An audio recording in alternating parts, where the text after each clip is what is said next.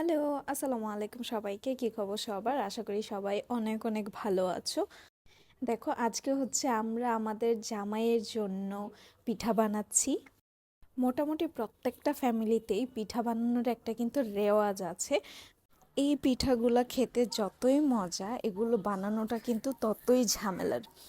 আর এই ঝামেলা থেকে বাঁচার জন্য ইভেন মজা করে পিঠা খাওয়ার জন্য কিন্তু আমরা নিয়ে আসছি এই পিঠার শ্বাসটা। এটাতে দেখো কত সুন্দর করে পিঠাটা হয়ে গেল, একদম হাতে বানানোর পিঠার মতো, একদম ঝামেলা ছাড়াই।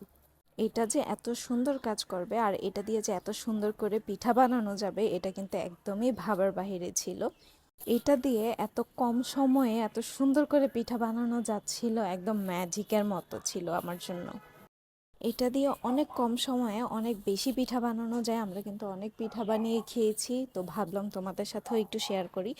এই যে দেখো, এটা দিয়ে কত সুন্দর রুটি হয়ে যাচ্ছিল, আর আমি এক চাপে রুটিটা কমপ্লিট করতে পারছিলাম না, এই জন্য ডবল চাপ দিলাম। আর এখানে হচ্ছে একটা উল্টালেই তোমার সুন্দর করে পিঠাটা হয়ে যায়, একদম শেপটা দেখো কত সুন্দর একটা শেপ আসে, আর ডিজাইনটা অনেক সুন্দর। আর এই যে দেখো, এখানে হচ্ছে আমার মা পিঠা বাটিতে করে রাখছে তার মেয়ে আর মেয়ের জামাইয়ের জন্য কলকাতায় পাঠাবে। আর কলকাতা থেকে আমার বোন আর বোনের জামাই দুজনেই আফসোস করছিল, কারণ ওদের এই বছর হচ্ছে শীতের টাইমে পিঠা খাওয়া হয়নি।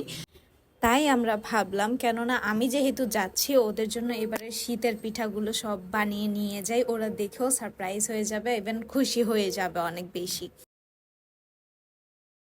আর আম্মু হচ্ছে ওদের জন্য অনেক ধরনের পিঠা আর অনেক ধরনের তরকারি রান্না করে দিয়েছিল।